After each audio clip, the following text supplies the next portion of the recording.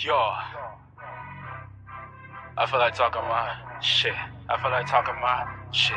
I feel like talking my shit. I feel like talking my shit. All right, good evening and welcome to 50 Shades of Red. My name is Saul G, and I'll be your host tonight on this men's panel.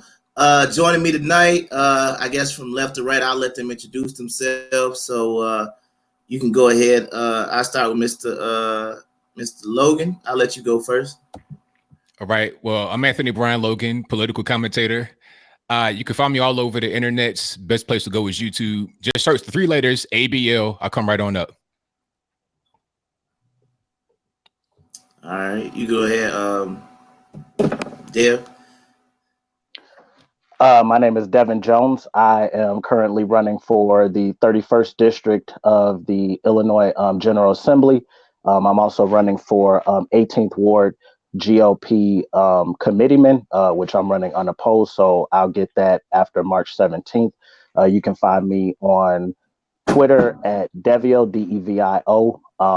That's probably the best place to find me. All right, and you, Shane? Hey there. My name's Shane Hashey. Very quickly, I'm a mixed race conservative. I was a liberal guy till I was in my late 20s, and I just recently, I'm not much of a commentator like these guys, or I'm not in politics right now. But I do make a lot of commentary on Twitter at Shane Hashey, and I do have a blog, ShaneHashey.com, where I try to write some high-level intellectual stuff that's not it's definitely right-leaning, but a little bit less inflammatory and less Sean Hannity-ish. So yeah, that's where I'm coming from. All right. Well, like I said, I want to welcome everybody to the panel. We're just going to go ahead and get right into it. The first topic of the night is going to be basically masculinity and about whether we feel like it's being under attack in the media, movies, just in this country right now. So whoever wants to start first, I'll let them go first, because we just kind of want to throw it out there, because basically the reason why the masculinity, we can basically talk about the picture that kind of started it.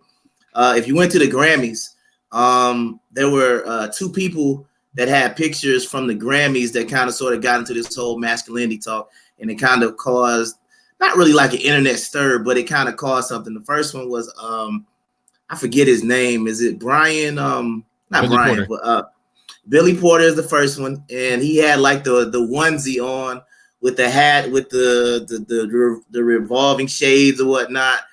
And then the other one was Lil Nas X, and he had like a pink kind of leatherish kind of S&M type of vest thing going. So it was basically like this was something that they were kind of bringing up. So, but in the media, they were perceived as being heroes, or perceived as being like it's a good thing, kind of sort of, that they're doing this. So we just want to kind of just get your opinion on that.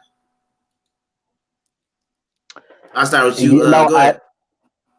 Go ahead, Dev.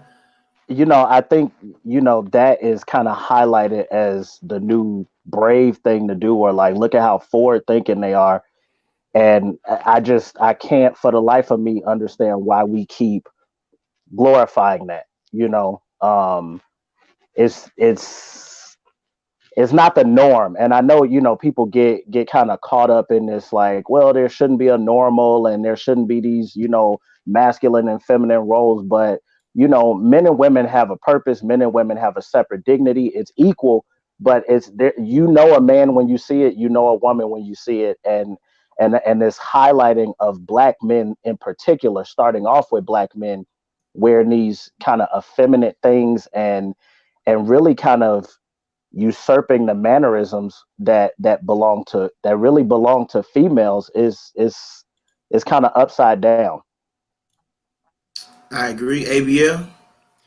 Yeah, the whole thing, I think the main thing is Hollywood being run by the LGBTQ, ABCDEFG community. They pretty much run the whole organization. So they're going to put out what they feel like they want to put out. They're going to push their particular views on the rest of us. And then it's like a whole media thing. It's always going to be an LGBT person or a few of them to make them appear to be larger in number and for it to be normalized when it's not even really the case. You're talking about what, like less than 2-3% of the population are actually on that whole thing. Most people are not. Most people are heterosexual, producing children, but they want to make it seem like it's bigger than what it is to try and make that be the norm. Then they get into, children's programming, Sesame Street. Speaking about Billy Porter, I saw this man in the tuxedo dress, right? Tuxedo on the top, dress on the bottom, in front of the door with the green door in Sesame Street. He's over here hooking up with Bert and Ernie, whoever it is over there on Sesame Street. And you're going to have your little kids, 2-3 years old, looking at this and asking questions. That's kind of the objective, in my humble opinion. And it starts from the media, works into all forms of entertainment. Shane? Yeah, so I largely agree. My perspective is pretty libertarian. I have a little bit of a different perspective than these guys probably. Being a musician, right, coming from that background. So my ethos is live and let live, like they are for sure too, right? I think it's great, like Jimi Hendrix said, let your freak flag fly. But there are norms as well, right? So I like a lot of the stuff that Ben Shapiro says about this. There's no need to ostracize someone, and definitely it's good to live in a society where you don't get bullied or beat up or humiliated for being different. And I think that's been good progress. But I think there are still norms, and it's good for men to be strong and men to be masculine. And if you're not cool, like you're a nerd, and I'm a nerd in a lot of ways, right? That's cool, but we don't have to completely swap the gender roles.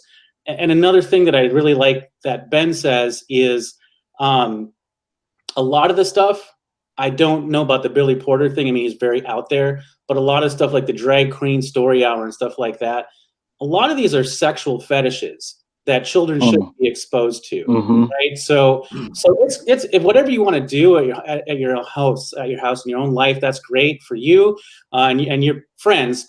But and so like cross-dressing, I don't think it's really brave or great to show it as a norm because that is associated with kind of a fetish, right? So I don't think someone should be harassed for doing it, but I don't think we need to broadcast in a way that children see it on TV, see it as a norm and bring it into schools and stuff like that. Just let people, be bears or cross-dressers or, whatever, swingers as adults, and just keep that crap away from the kids. Yeah, I mean, I think you hit the nail on the head right there. It's a sexual fetish that belongs in your home. Yeah, I mean, this is my thing when I see it, it's because to me it seems like it's a repetitive thing that's happening in the entertainment industry or in media. It's not necessarily like, to me, honestly, I don't care what anybody wears, but it seems like there's always this focus, in my opinion, to emasculate the black man, right? For example, I'll give you some other examples that a lot of people might not pay attention to, but my question is, why was it done? Like on the show, for example, there was a show called Arrow, right? And there's a black superhero on the show named Mr. Fantastic. Wait, I'm sorry, Mr. Terrific. Mr. Terrific. And in the comic books, he's just a regular genius, superhero. But for the purposes of the show, it's like they made him like an effeminate gay guy. And I'm like, well, why is the point of doing that? And it seems like, to me, in some of these roles and in some of these characters, in my opinion, it feels like they're going out the way. Like, and I know a lot of this stuff is like comic book and stuff like that, but to me, comic books, they have their own script to follow. So what's the point of going outside the script? Marvel is coming out with this movie called Eternals, right? And the black character in Eternals is going to be the first openly gay character in Marvel, and the first openly gay. And in the comic books, he's not even gay. He's like a weapons maker. So it seems like, to me, I'm not going to say we're being targeted, but that's just how I feel like. Yeah, so that's the guy from the show Arrow. But I just feel like, in my opinion, it's kind of sort of going out of the way to kind of sort of emasculate the black man. And I don't understand. I mean, I understand why they're doing it. But to me, like I said, if it was kind of sort of equal and it was kind of going around like that, I wouldn't have no problem. but it seems like every single time you look at a character and they're supposed to be a strong male character, sometimes then it's like they'll just emasculate him and make him a very effeminate gay dude. You want to say something, Abia? Yeah, I'm gonna speak on that right quick. I think the main thing is they're trying to, how can I say, they're trying to knock a few birds off with one stone. They don't want to just have a white guy be the gay guy, because if you put a white person in that high position, that they think being gay is like this real high position, right? So if you put a white male as a gay person, then they get accused of being racist and non-inclusive because, well, where's a person of color? You see what I'm saying? So in their eyes, the best thing to do would be to have a black person and they're gay on top of that. You kill two birds with one stone. It's like affirmative action, black female or white female, the female. And then, that's kind of how they want to do it. So that's part of the reason, in my humble opinion. It could be this whole thing about trying to make us be seen as more weak in society, but it may come from a different perspective. They may look at the black man as being over villainized, like always the person that's going to attack you or hurt you. So they want to soften his image. And in their twisted mind, the best way to soften his image and to hit some of the diversity quota is to make him be the gay character in all these different forms of media. That's just kind of how I see it. Correct. I think that there's always been no kind of hypersexualization of black men in pop culture. Back in the day, it was like the black man was going to come around and rape your white women and all this other stuff. What was the movie that they showed in Birth of a Nation, when they showed Birth of a Nation at the White House, the original?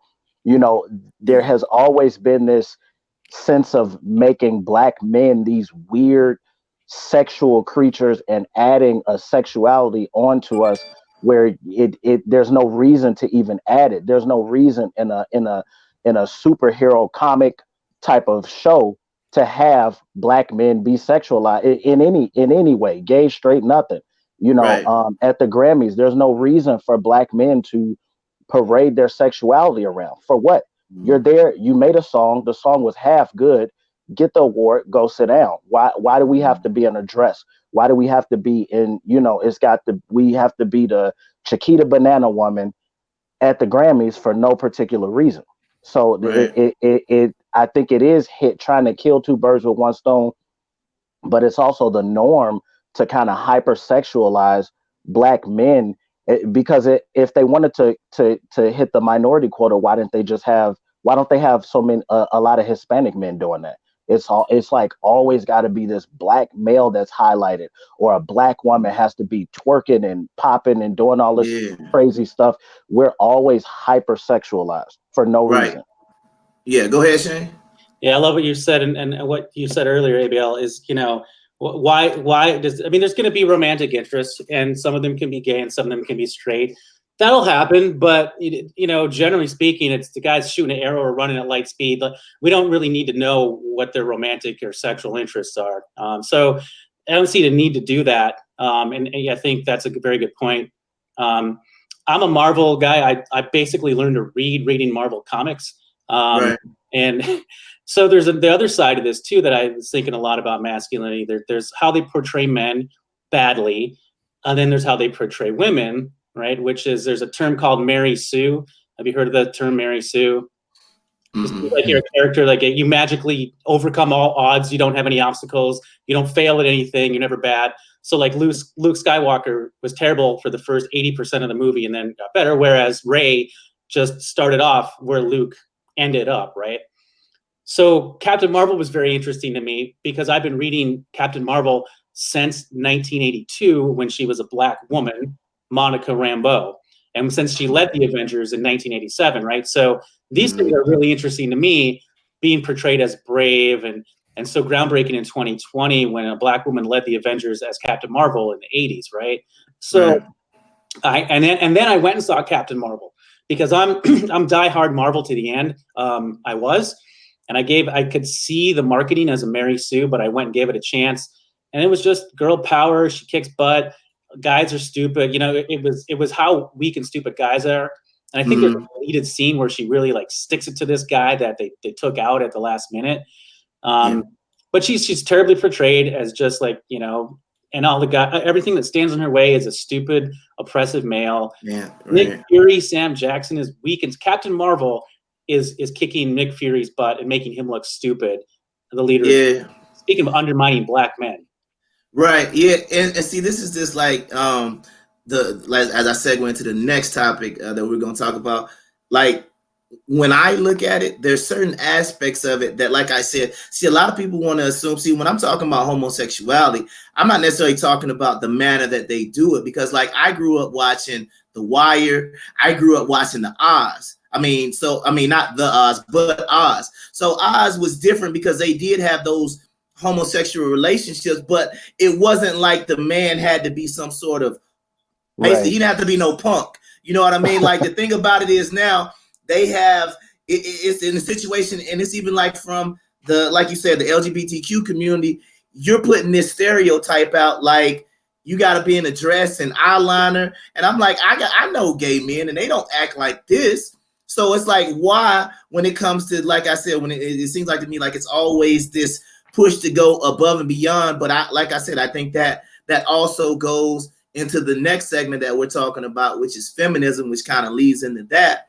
I think feminism is kind of a part of it, but to me, feminism is starting to it ain't starting to, it's been taking a turn for a while, but I think some people are starting to confuse what feminism really is, and they're starting to use it like to me, the Lizzo supporters who will say, like, Lizzo is so brave for what she does, and I'm just sitting there thinking, like, she's dancing half naked, and yeah, she's a little bit of a larger woman, but I'm like, I mean, larger women, that don't make them ugly, that don't make them unattractive. You don't have to go and be at a Lakers game with half your behind out to try to show your sexuality, and you're going to push this overt sexuality on us. And it's like, to me, it becomes too much. So when we speak on feminism, I think the modern day feminists are actually starting to, well, they're not, like I said, they're not starting to, they've been going against what I feel like it's just not about women's rights.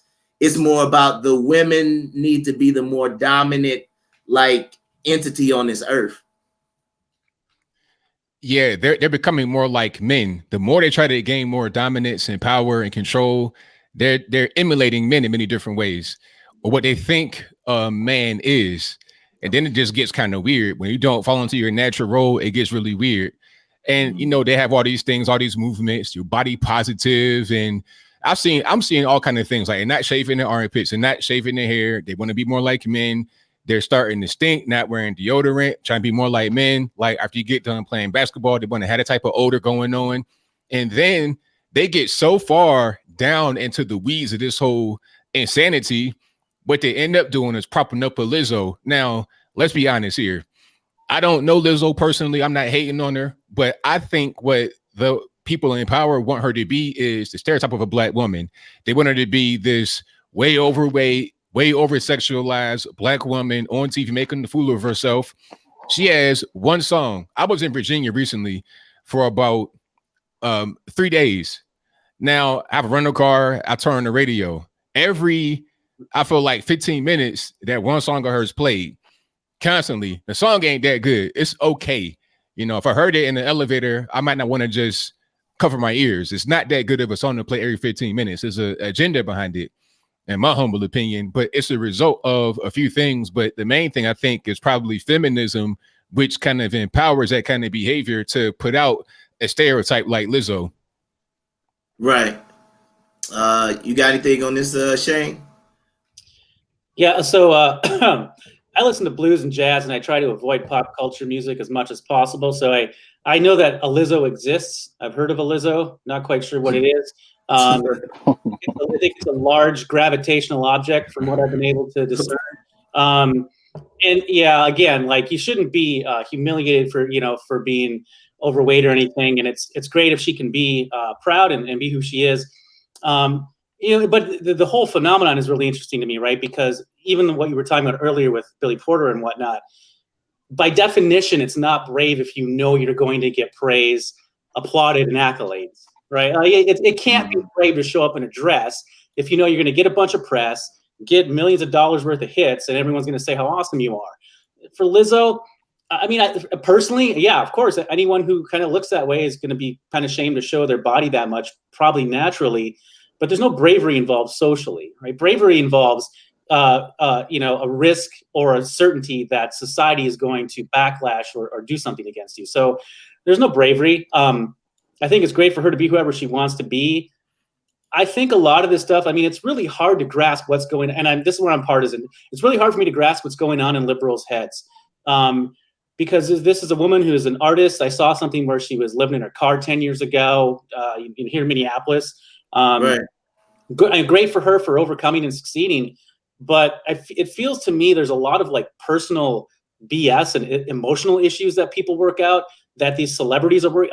I think she's working stuff out when she's like showing her naked body, when she's going on Ellen or whatever.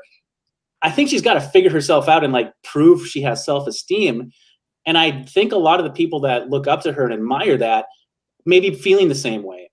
I think there's a really some kind of psychological phenomenon going with her doing it and with people following it, needing it up. I think there's some pain and some stuff there people need to work through. And I think that's what a lot of this issue is. Right. Yeah. Because I think that's a lot of the psychological aspect and the emotional. But see, like what worries me is like, to me, it's like you're walking towards a cliff. And the cliff has an edge. And like the other day, she went on Instagram Live where she was making it seem like she was going to get this dude head on an Instagram Live. You know what I'm saying? She's sitting there. The dude's got the camera. Kids watch this stuff. Are you serious? Yeah. Yeah.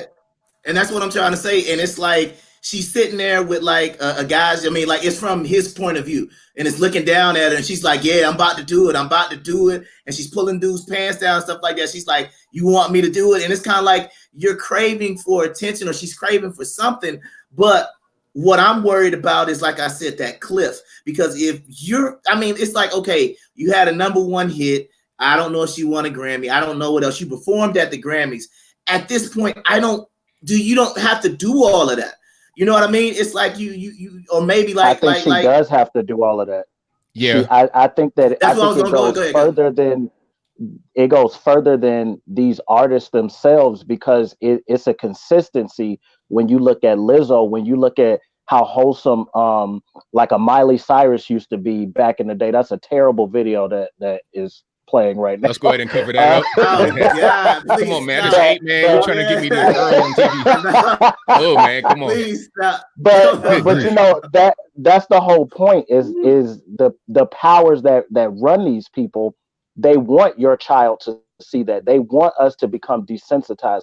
They want you to think that is the epitome of a Black woman. They want you to think that Lil Nas X is the epitome of a young Black man. That, you know, they want society in general to be hypersexualized. It destroys the family. Once you destroy the family, then they can control you. I mean, then they pretty much can get you to do whatever they need you to do. So I think it runs deeper than just a Lizzo. And I think that these people would not win Grammys. They wouldn't get radio plays. They wouldn't get the money without doing the things that they have to do, these sexual things, in order to even have somebody invest in them. And so the whole, go ahead. You wonder what they do. You just made me think, what are they doing behind closed doors if they're showing this much exactly ASS out? I mean, what are they doing? What are people doing to get this celebrity? Oh, yeah. You already know what they're doing. Ask Harvey Weinstein what they're doing. Yeah, cats and couch all day long. Now, Lizzo may not have to go through that. She might just be like, okay, come on, we're going to just parade you out there. But some of these girls, like living in LA, they do whatever it takes to get to the top.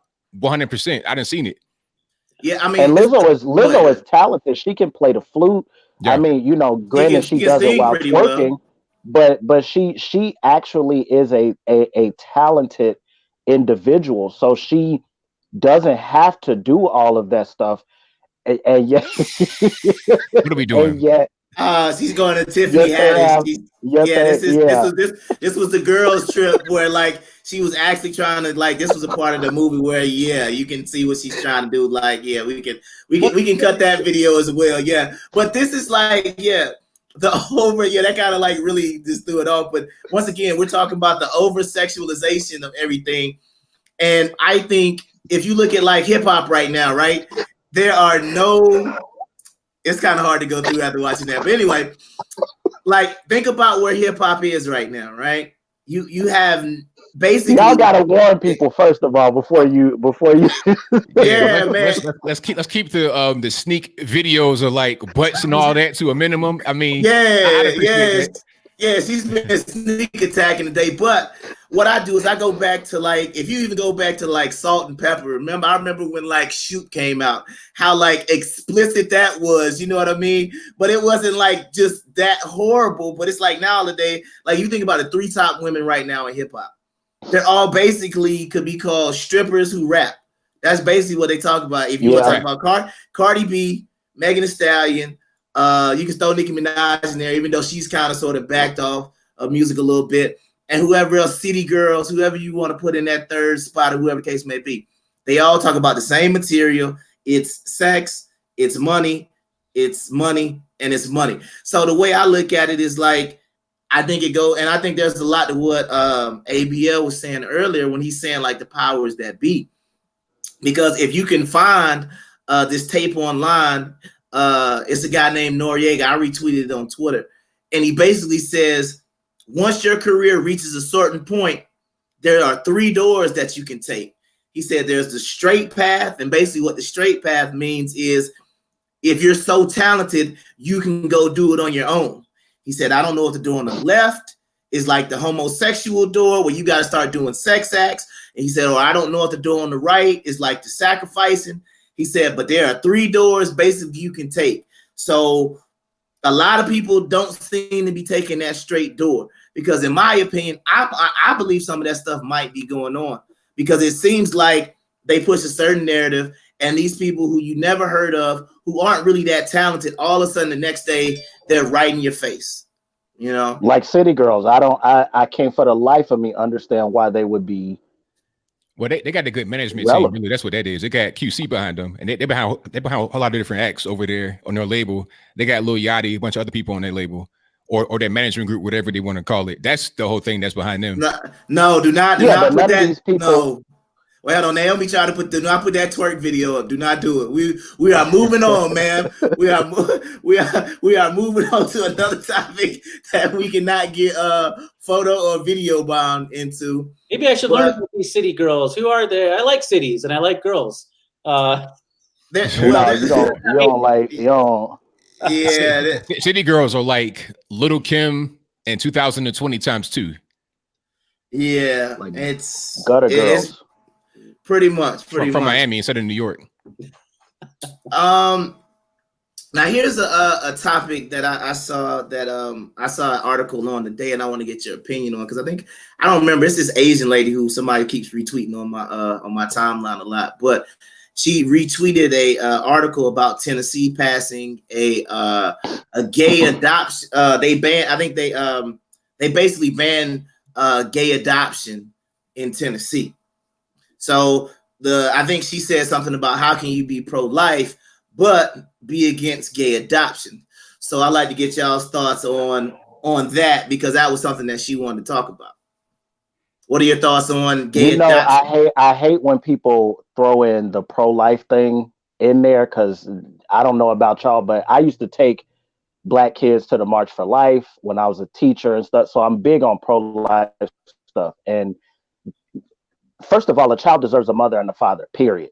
That is it. A child deserves a mother and a father. And so anything that diverts from that, I know that, sometimes they place children in single parent homes, which is fine. That's not a huge diversion.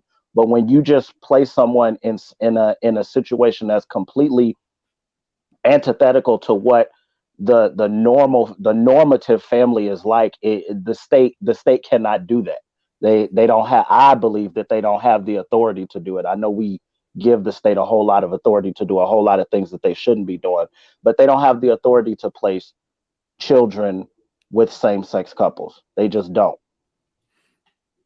Now, it's a lot to this because when you post up a bill or something, I think we need to know the details of what's in it because that's important because, okay, you got a couple of different things that could be going on. One thing could be no people that are gay and married could adopt kids, that's a whole different thing than just being gay, period.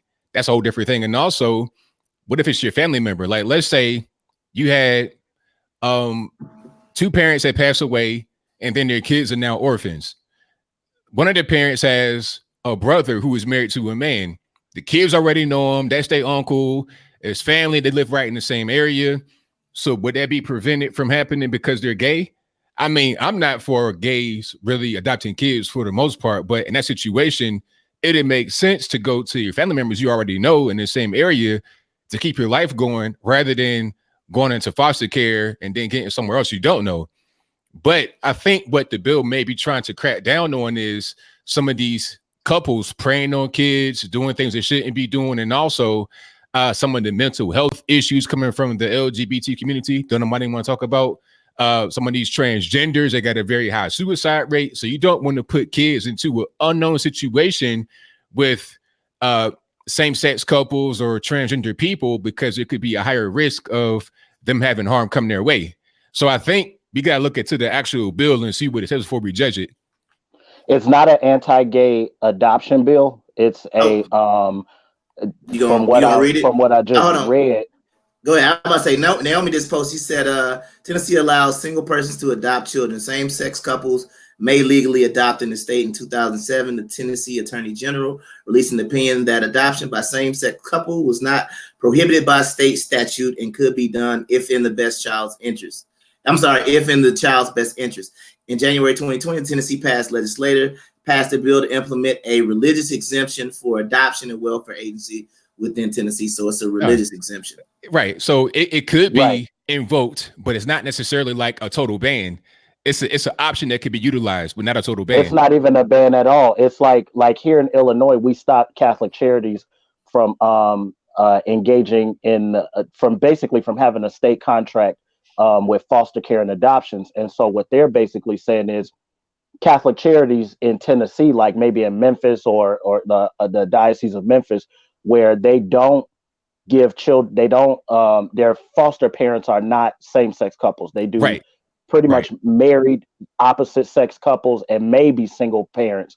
And so what this is saying is that they can continue to receive state contracts to place those children, even though they don't place the children with same-sex couples, which there's really nothing wrong. I mean, that doesn't even have anything to do with gay people. It has everything to do with allowing faith-based institutions to continue doing the good work that they were doing. Yeah, go ahead, Shane. You had something? Whenever something, this is one of my pet peeves, right? Whenever something like this gets spread instantly, when anything's about Trump or the religious right, or conservatives being bigots, right? You got to look into it, right? So like the actual headline or the actual meme that Tennessee bans gay adoption isn't true, and I feel like this is where the battle is today. Now, full disclosure, I'm not a man of God. I believe in God, but I'm not religious, Christian or Muslim.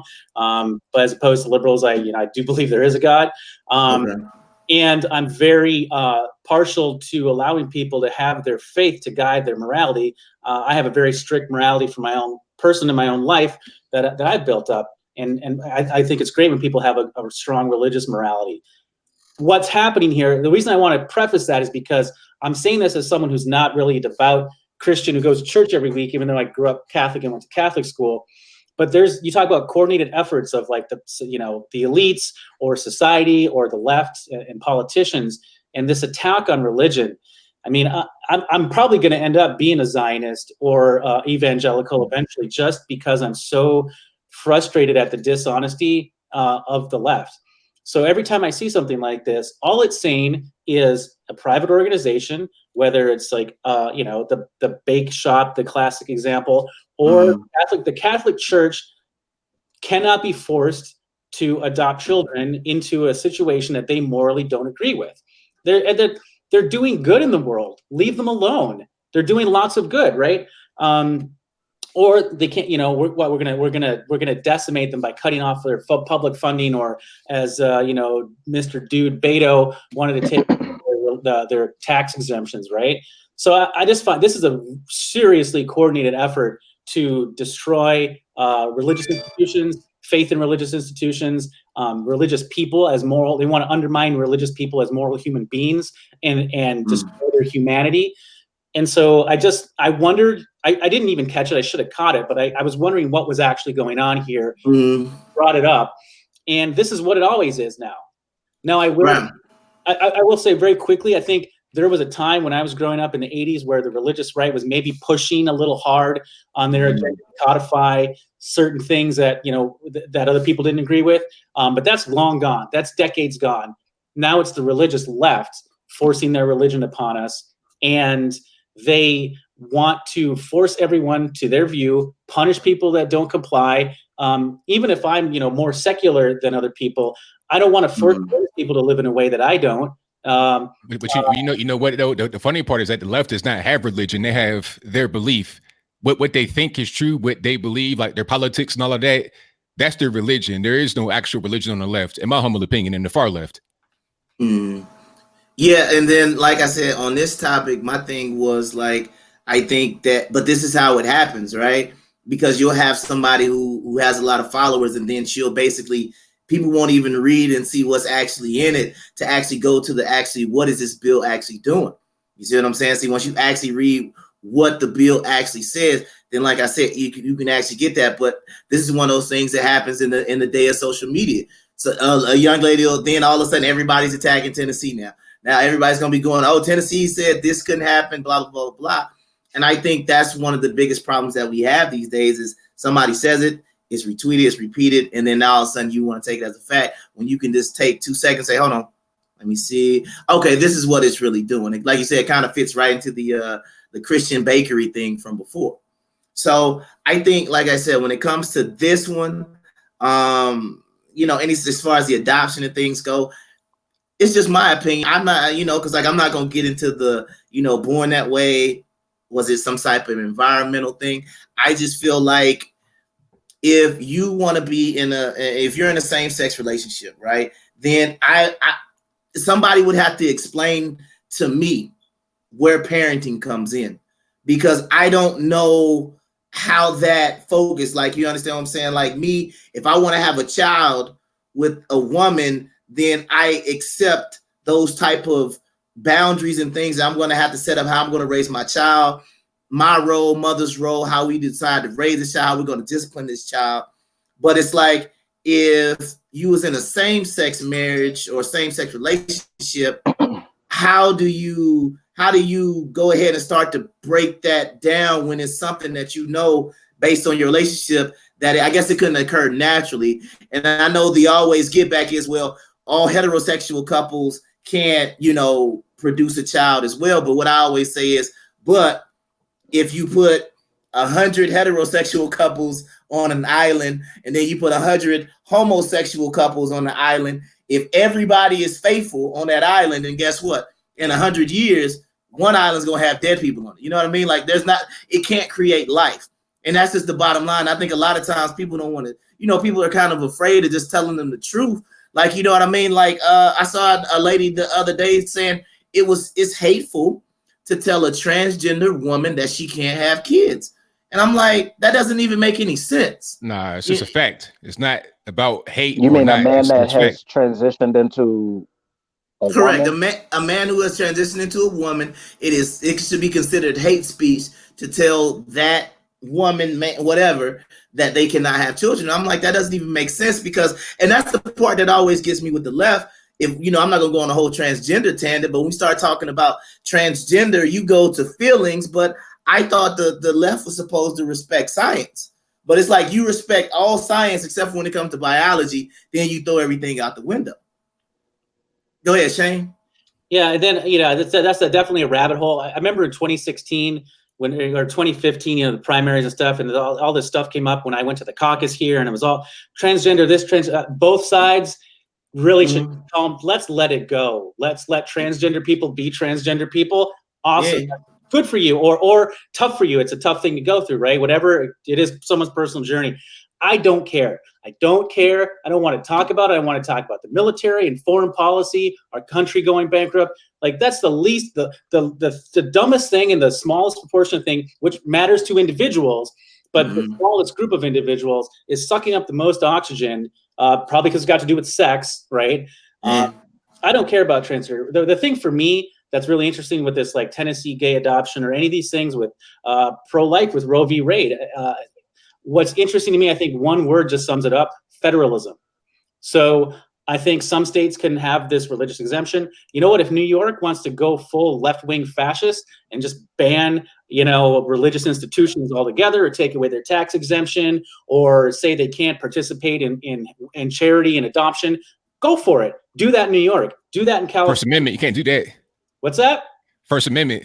Well, whatever things they can do. I'm saying, like, they can with the tax exempt status, right? That's like a statutory thing that they can go in and get into, right? Or they can have their own rules about adoption, right? State funded and state allowed adoption. Yeah, the Catholic Church does have in New York. It's the largest landowner in New York. As a Catholic, I wish that they would just take away, the federal government and the state governments would just take away our tax exempt status, so then we can actually start saying what we mean, and we don't have to dance around these different issues and just preach the stuff that we're supposed to be preaching. But then that means Catholics would have to step up and actually start giving to their church the way that they should be. And that also means that our priests would have to stop, doing the things that they do that cause us to pay out billions of dollars in abuse claims. So got you.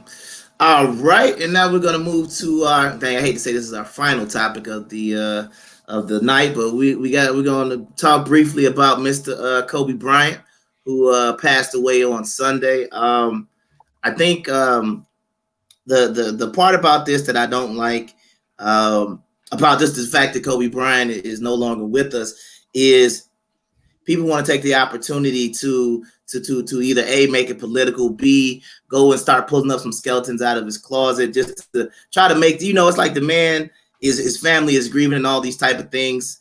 And it's like people want to say, oh, well, he was cheating on his wife, or oh, remember this or remember that. And I'm just sitting there thinking, well, like the man just passed away with his daughter on board. Like, can we take a second? Because the bottom line was he was not in the news for that at the time of the accident. So I don't feel like everybody would have been talking about that. And then sometimes we'll make the comparison to, well, somebody died and we don't know their names. And I'm thinking, well, this is honestly the society that we live in. While some of the things, some people might have some merit to it. However, we live, Kobe Bryant's reach is way bigger than anybody that we probably knows reach. You know what I mean? Like he's a very large figure. So I think sometimes it doesn't seem fair to try to criticize people for not talking about, and it's just kind of the way it is. I'm not saying it's right or wrong, but it's like if let's say a service member lost their life on Sunday and we didn't know who the service member was,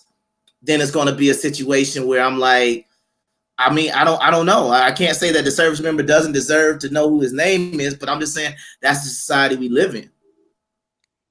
Yeah, people just don't really understand the impact of a Kobe. Not everybody watches sports. Some people don't know what team he played for or nothing. I saw a clip. It was crazy from BBC. Ain't no basketball over there, really. They're playing soccer and whatnot. They call it football, their version of football. And the clip, it had Kobe in the beginning and his wife, and it said that he passed away. And then they proceeded to play clips of LeBron James playing. I was like, that's not Kobe. That's LeBron. You don't even know who, like, a lot of people just don't know anything about the sport. They don't follow sports, so they don't understand the relevance of a Kobe. So when people are all over the country and all over the world grieving for Kobe, people can't understand why. Then they want to go to this whole thing about what about everybody else? Rest in peace to everybody that passed away.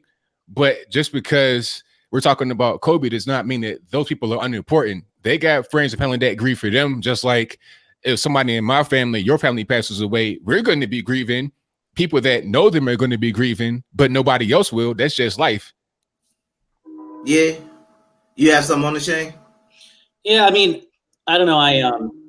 That's an interesting topic. I hadn't really thought about that. I think it's when someone touches a lot of people's lives, of course, if I get hit by a truck tomorrow, people that know me are going to care. And the rest, I haven't touched the whole world. Steve Jobs, Kobe Bryant, Jimi Hendrix. We all have people. And I think it's a contrary thing. Now, again, I have libertarian tendencies. So I know a lot of libertarians and a lot of like crazy anarchist libertarians. And there's kind of a tendency to just kind of zig when everyone else zags. So I think it's kind of a cool, fun, contrary thing to say, like, who cares? He's just a celebrity. He just died. He inspired people. I mean, he really emotionally touched a lot of people, and people like him. And honestly, I would say and I'm not the biggest sports guy. You guys know a lot more than I do, but like compare him to Michael Jordan or compare LeBron to Michael Jordan. And I think you could probably say that both of those guys have been way better people and role models. Michael Jordan is the most bad, getting his money and succeeding. But Kobe and people like LeBron, like if LeBron died tomorrow, right? They've done great things for the community, inspired so many people locally and around the world. Some people just like to be contrary. So I don't, everybody has something. If you're a writer or a musician or an artist, there's some person who's famous who just makes you weep because you heard they passed away because they touched so many lives. I think that's just one of those things where we talk about, we've talked about all night about trying to force somebody's either thoughts and opinions, because that's where I kind of go as well. When you say the things are being kind of pushed on you, they're kind of being forced on you. I feel like that's what some people want to happen with Kobe. They'll say, oh, he's just a basketball player. You shouldn't care about him dying. What you should care about is, the 3 servicemen who lost their lives, or these 4 police officers who lost their lives. And it's a situation where I'm like, that's not right. You understand what I'm saying? Because it would be the same thing if like my grandfather died, right? Let's say my grandfather died on the same day that Michael Jackson died. Can I really be upset that nobody might have mentioned my grandfather? My grandfather was just a great man in my family. Now he didn't have any sort of the reach of a Michael Jackson or anything like that. But I think sometimes, like I said, people just take whatever opportunity they can. Like I said, I think they want to be somewhat contrarian at times, and they just want to seize on a moment and say, well, Kobe, Kobe, he wasn't no great man. He ain't nobody's role model. He's nobody's this. And I'm sitting there saying, well, obviously he touched a lot of lives, because you can see the impact that he's having. You can see how people are going through it right now. But I think it kind of sort of sometimes it's gotten political other times as well. Because I remember when other people have died, especially some of the politicians. I remember when John McCain died. I had to take a step back and like, what's going on right now? Because some people were celebrating, and I was like, this doesn't make any sense, because a man still lost his life. Now, if you want to disagree with somebody, that's fine. But the loss of life, because I feel like I don't know what the reaction is going to be, and I'm hoping, because we know it's going to eventually happen to the Supreme Court Justice Ruth Bader Ginsburg. We know it's coming, right? And I am curious to see what is the reaction going to be. I don't think it's going to be good. I think it's going to be people celebrate. Yeah, go ahead. You got something? Nah, it's not going to be good. When McCain died, I was like, I'm thinking, okay, his family, I know they're going through it. Megan, she going through it. I didn't like McCain. I thought McCain was an evil man, but I didn't just jump out the window and break out the maraca and start celebrating. People do that though. But it'll be the same thing. Ruth Bader Ginsburg, it'll be the same exact thing. On one hand, I could understand, but on the other hand, that's not how I operate. I mean, somebody died. At that point, it's about them passing away and their friends and family that loved them. That's what it's about. Now, later we can say what they were about when they were here. I'm not going to be the kind of guy that says, oh, because somebody died, that means that my opinion about them changed. I'm not going to do that, but I'm not going to celebrate them passing away. I think that's really in poor taste, and it's not the right thing to do. Yeah, and I always grew up with I was always told that, when a person passes away, if you don't have anything good to say about them, then just don't say anything. You don't speak ill of the dead. And that the thing about Kobe is that the day before the day of the crash, he and his daughter actually went to mass and received communion, which tells me that whatever he had in his past, he had confessed it and moved forward with it. And so they had the forethought to actually go to church. And then, before they got about the business of the day. And so, people celebrating, or, he was a rapist, and which was actually unfounded. He was not convicted, to my knowledge. Right. He was not convicted of that. And we are innocent until proven guilty, supposedly. Right. So, I mean, just from those two things alone, that he wasn't convicted and that he was able to receive communion. You can't receive communion if you have public scandal in the Catholic Church. So I can't imagine why we would even have a comment about that, other than the fact of what we should be on is how horrible it is that everybody found out through TMZ. That's what we actually should be outraged about. And so to me, if we're not going to be outraged about that, then I think we could just be silent. Shane? I'm not going to go down this rabbit hole. I guess I'm going to avoid doing it, but I did. When I was going to college and living a couple blocks from 125th Street, Harlem, when I was when the whole stuff was going on with Kobe, and I went to Showtime at the Apollo, and this hipster guy got up there, and if you know about the Apollo, they don't like hipsters, and the MC had to really shut everyone up to let him get started and getting booed instantly. Yeah, he was black turtleneck, black glasses. Yeah, Sandman walked out there with him. He was asking for it. So he gets up, he's like, yeah, we all knew Kobe wanted to be like Mike. We just didn't know it was Mike Tyson. Boom. Oh, yikes. Lucky you ain't get that, get some bullets whizzing past his head up there. Get this some security. Yeah, that was the most booze I've ever heard in my life. The most vociferous booze. Yeah. And then he just dropped the mic and left. That was his no-go. Getting a second chance. He wasn't getting a second joke out of that crowd. I'm curious. I want to ask something though, because like there's things I know about. Like I know about comics a lot, and right. I'm athletic, but I don't follow mainstream sports as much.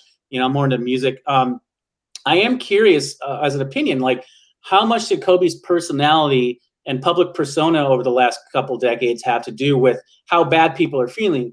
Because and again, this just occurred to me talking about it. Like, I feel like he has really impacted people emotionally.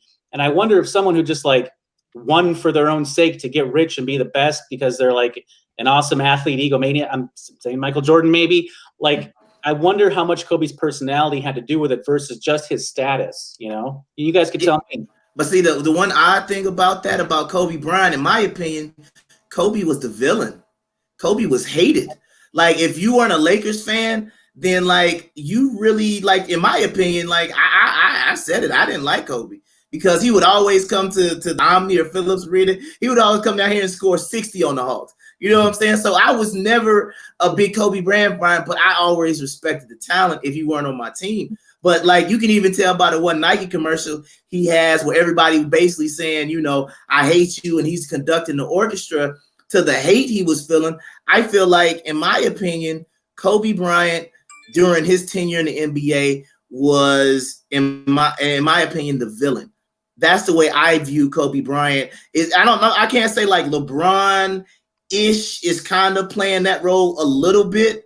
Because I feel like, even though a lot of people still like LeBron, I feel like they're the most polarizing players in the league. So I feel like it went from Jordan was the most polarizing person in the league. And it probably switched to Iverson for a quick second. And then it went to like Kobe. And then now it's like LeBron. So I feel like, as far as like polarizing people get, but I don't feel like he was well received all the way around the country, because like I said, if he wasn't on your team, you probably didn't like him.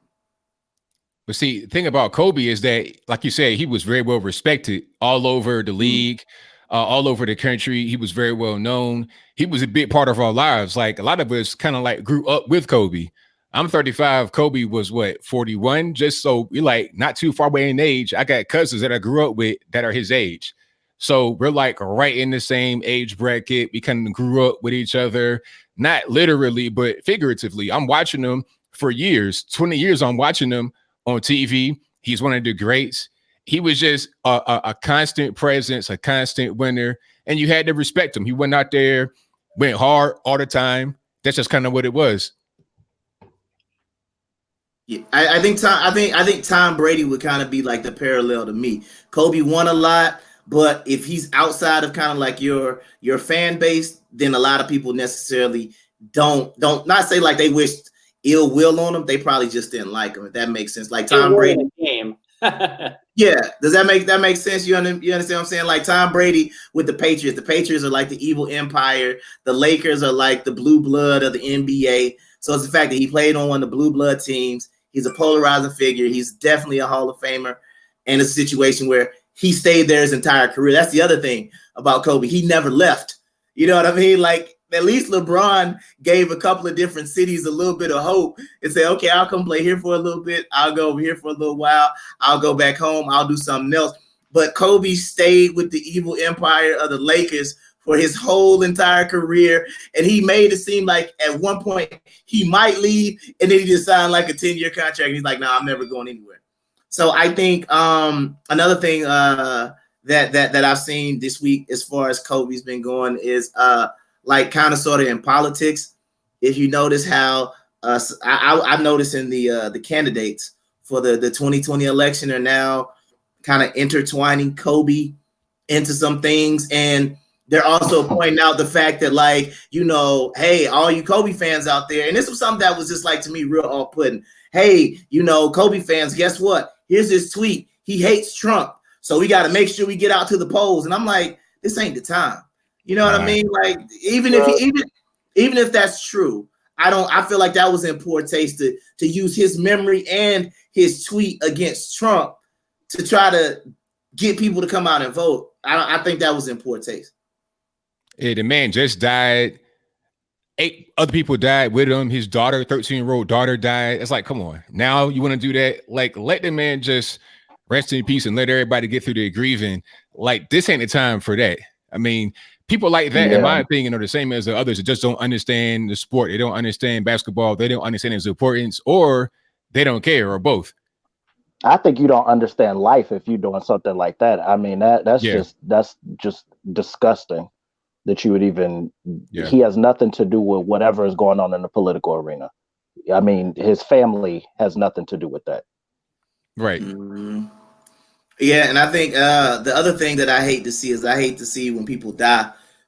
Excuse me, people want to get on these moral high horses, right? And they want to make it seem like they've lived these perfect lives and stuff like that. Oh, look at this article I found. Apparently he was cheating on his wife.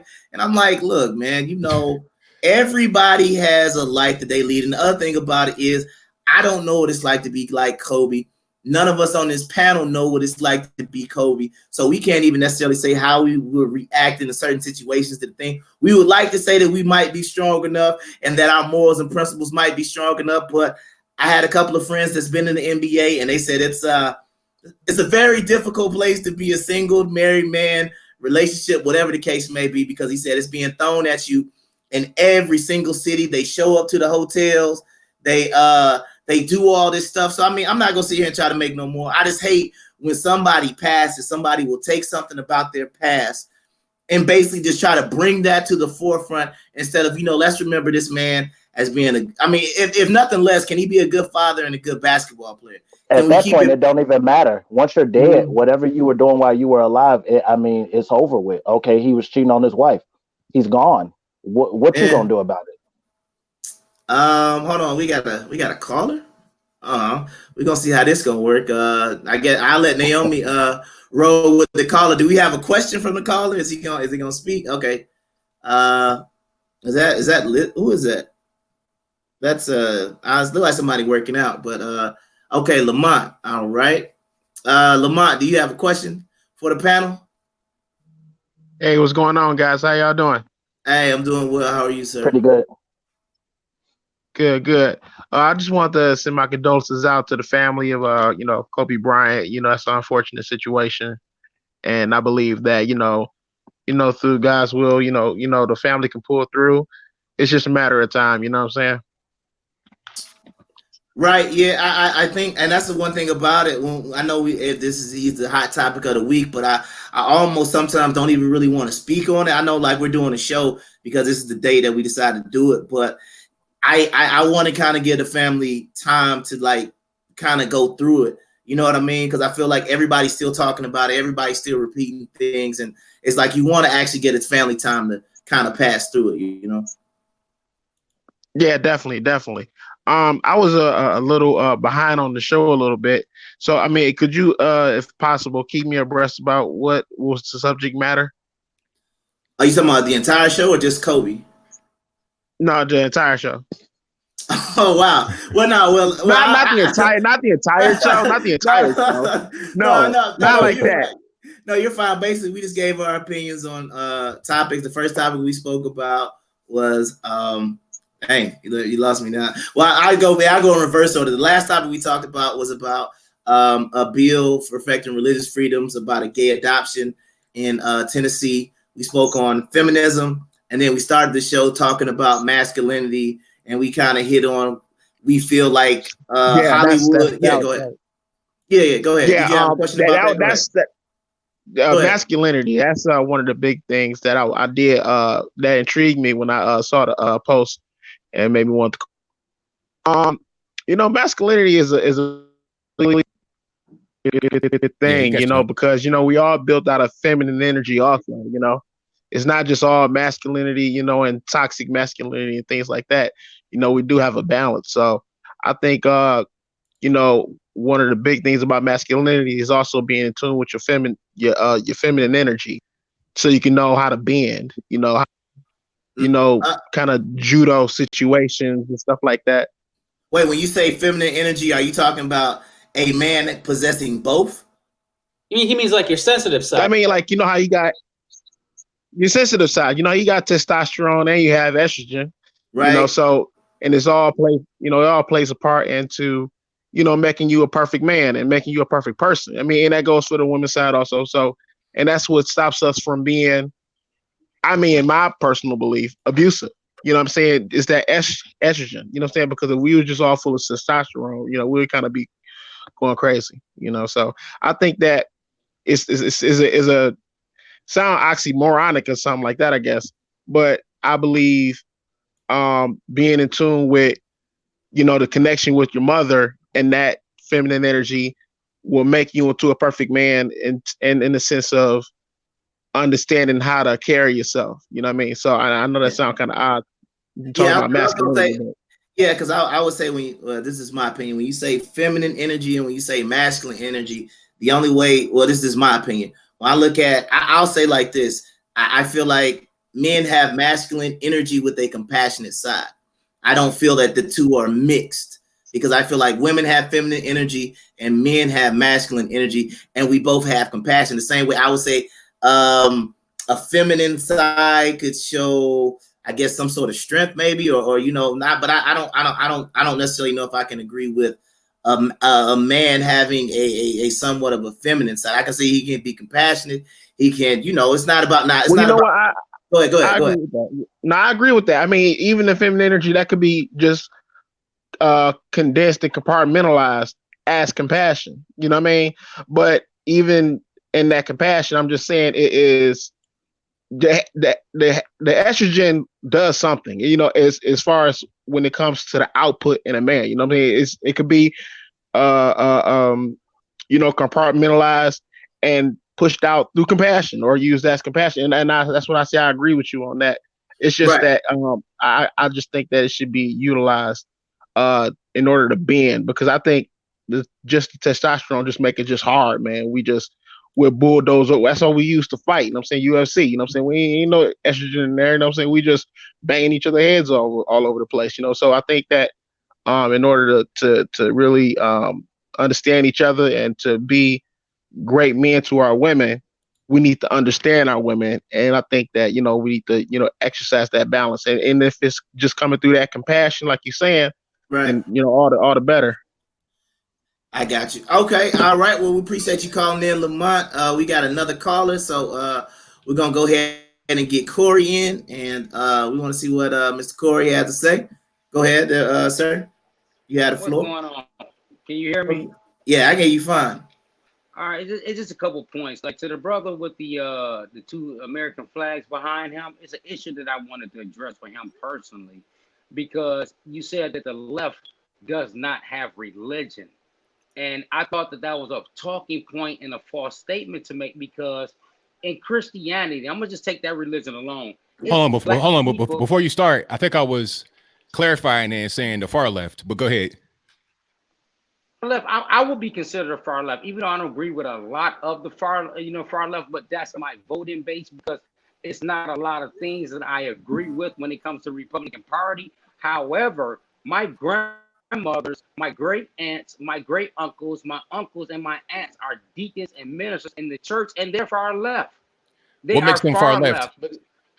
Because the way that they vote, the way that they vote, the way that they believe. But They what believe- makes them far left specifically, like as far as certain points? Okay, because they believe that homosexuals should have the right to vote or the right to be married, and they are in the church. Like, this is a base that I've seen all the time. And I go, How about abortion? How do you feel about abortion? Me personally, I don't agree with abortion, just like many black people don't. However, it's something that we accepted from white people. So how can you be far left if you're not for abortion? That's like a core tenet. We're talking about far left. I said me personally. I said me personally. I don't agree with abortion personally. Go ahead. So, but the point I'm just trying to make is that, and this is fact, that black people is what give the church spirituality. No one can take that from it. And I'm gonna go far back, because during the time of slavery and all that, white people would molest, rape our people, and still go to church as if things were normal. But it was black people that actually made it spiritual. This is the only reason why in any black community that you go to right now, there's a church on every corner, because black people give it spirituality. You get what I'm saying? So to say that the far left, because at the end of the day, most black people vote Democratic, which is our far left. I have my oldest son is gay. My oldest son is gay. So therefore, will I discriminate against him? No, I don't agree with it, but I would not discriminate against him. You get what I'm saying? So these are talking points, because we tend to go to our tribal point or our tribal corners because of based on what we believe, but that's not really reality. I guarantee you have somebody gay in your corner or in your family that you would not speak against. Am I incorrect? I mean, you don't know a lot about my particular points of view, so you got to ask me that. Well, now, okay, I have a uncle in my family that's gay. That's my dog, 100%. My uncle, his former lover died in 1990 from HIV. Love him to death. That's my father's oldest brother. So you can't just, you know what I'm saying? You got to ask things like that. I think when I was talking about far left, I mean those that are just really crazy. You got people that vote Democrat that are not far left. They're just regular, everyday people like yourself and many others, just regular people. Far left is it's talking about communism coming in. They're talking about abortion up until 8-9 months, up until the point of birth. These are far leftist things. So if you're talking about being on the far left, you got to be able to identify what the far left is. I don't think you're on that part. You sound like a regular person to me, as am I. We're both regular individuals. We're not far left or right. The far left are damaging your party because they're making everybody look crazy, because they're the ones that are kind of running the show. So I don't want that for y'all. I want y'all to be able to have good and sensible leaders and not these crazy folks that you got out there on TV talking all the time. You see what I'm saying? I agree with that. And I just think that because, like, for example, because the way that a person votes, right, doesn't necessarily mean that they agree with all of the ideologies and stuff that goes on in the party, but that's where they feel comfortable voting. So when you say far left, pretty much the way that the society is shaped right now, we're all grouped in that bunch. Nah, I don't think that. No. Well, you may not think that personally, but that's how it's shaped. That's the narrative, especially when it comes to the media per se. Nah, because when you say far left, you're talking about a small portion. That's like, okay, the far, that's like on one side of the left. Most people are in the center left or center right. That's the majority of people. Then you have the extremes. These are the minority in each particular party. That's how it is. That's how I look at it. That's how most people look at it when they say far left or far right. They ain't talking about the whole thing. If that were the case, then they wouldn't, try to put little qualifiers on it like far, or they would just say right or left. But I don't do that because I know that most people on the left aren't crazy like the far left. You do what I'm saying? I get what you're saying, but because we vote Democratic, right? We are a bunch saying that all. Oh, he's gone. What happened? He'll probably come back. But I think hold on, Corey. Let me just interject for 1 second. Just to see if we can kind of get something, because like when you break down politics in the political, and you got to understand he's a political commentator, right? So I understand what you might say it look like to the regular person, but a political commentator as himself, he's identifying a certain segment, because this is something that I be talking about a lot of times when I talk about when y'all talk about Democrats, or even when you use the word liberals or whatever the case may be, a lot of black people don't identify themselves as either liberal, progressive, or far left.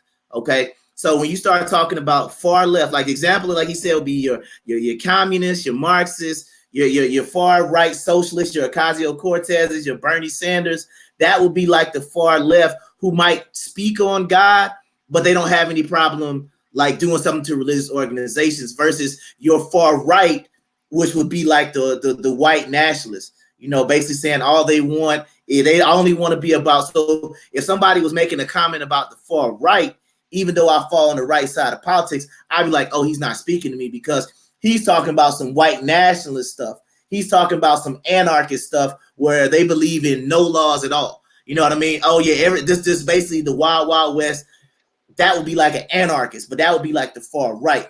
But that only applies to a small segment of people. Yeah, very small segments. It ain't the majority. It's just like little small groups. The majority of us don't even get into all of that. We just regular people. On the center, usually center left or center right. That's kind of how it goes.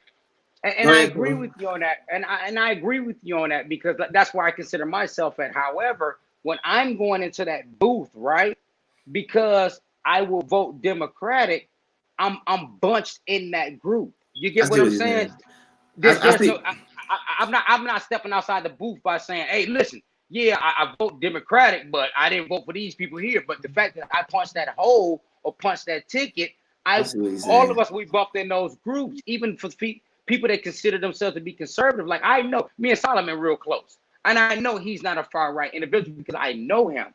You get what I'm saying? I know him personally. So therefore, I know when he goes in that booth, yeah, he might vote conservative, or independent, but that don't mean he's that far right. But I'm saying as a whole, if I'm somebody that don't know Solomon and he's on this show, or he's far right, because we go to these tribal corners based on the way we vote. Yeah, I see what you're saying. Basically, what you're saying is like it's a two-party system, and it's kind of sort of what happens in the media, right? If like for example, right, when the person shot up the Republican softball game, what did the Fox News say? They basically talked about it being a Bernie supporter and it's a Democrat, right? Or like if a conservative or something does something bad, shooting, something racist, whatever the case may be, then because we really only can vote Democrat or Republican, it all kind of sort of gets lumped together. Okay, I see what you're saying now. So he's basically saying even though he understands that you separate it, it's still kind of sort of, because we're in a two-party system, it still kind of gets lumped all together. You kind of see what he's saying, ABL?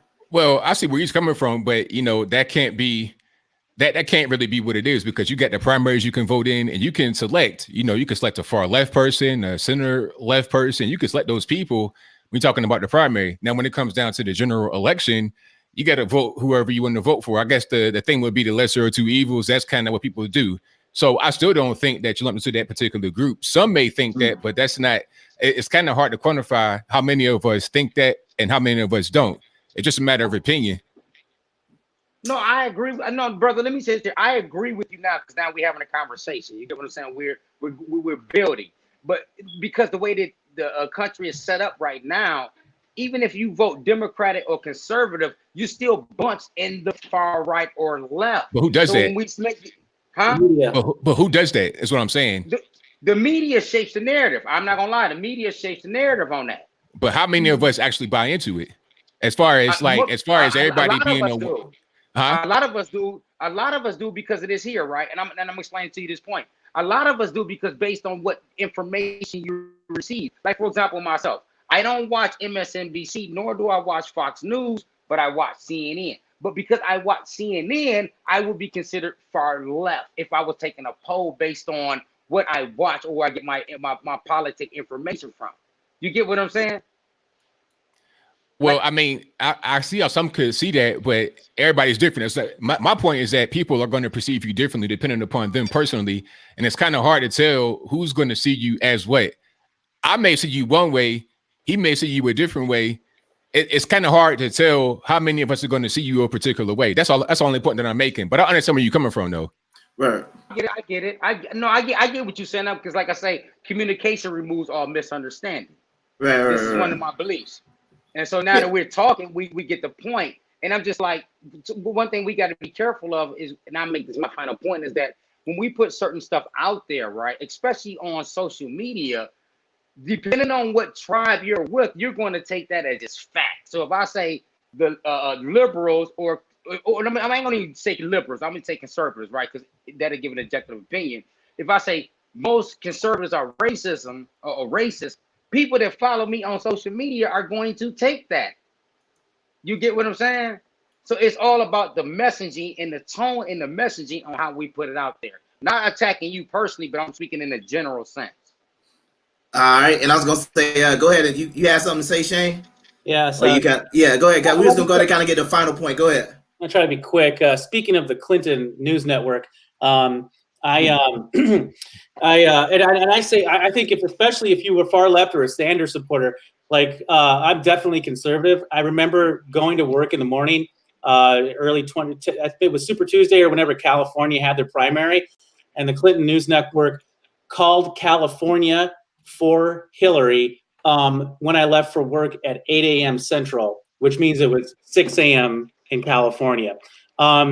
So, I mean, as far as the Clinton News Network, I think people who are actually really far left should be more mad about that, at least in the primaries, because of what's happened to Bernie and what's going to happen to Bernie now again, it looks like. But again, and speaking of them, I just think when they divide us by factions, I don't have any shame about, my own beliefs and I could be wrong about things. Everyone should be able to, have their own opinion. But they divide us. Dividing us sells. Sex sells, violence, blood sells. If it bleeds, it leads. And the thing that I wanted to wrap up with was on your point is I actually just came across a Facebook memory this week from that election cycle leading into 2016.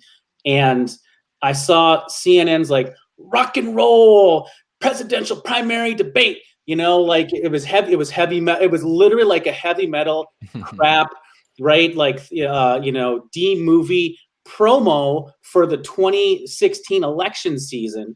It was this heavy metal music of like the two sides. It was like the Decepticons and the Autobots are going to fight each other, right? And I noticed that because I don't actually own a TV, but I saw the Clinton News Network doing it again in the last couple weeks with their ad on YouTube. I'm seeing on the YouTube videos I watch. The paraphrase gist is, so you want to be leader of the free world. You want to be the commander-in-chief of America. What are you willing? It was a Game of Thrones, House of Cards, actual ad for the debates, for the real actual debate season. What are you willing to do to get it? Would you betray your friends? Would you turn your back on your principles? It was set up as like Kevin Spacey's going to walk out of the side corner, right? That they're advertising our actual political primary season and debates in the real world. Yeah, and I think that's just like, and I think that's what I could kind of gather from like the last comments is just basically when it comes to messaging, until you put something out there on the airwaves, you never really know how it's going to proceed. It's going to be perceived because, like, I remember me and Jeff did a show last week, and somebody messaged me and said, and I thought you didn't like me, and I was like, I remember mentioning your name. So once you say something, you put something out there, how it's going to be perceived. So I believe, like I always say, that messaging is very important. So I do want to thank everybody for coming on the show. I know we went a little longer, and I did apologize. We were late, and it was all my fault, so I apologize for that as well. But I would like to give ABL a chance to just give out his social media one more time and tell everybody how they can get in touch with him. Oh yeah, definitely. This is fun. This is cool experience.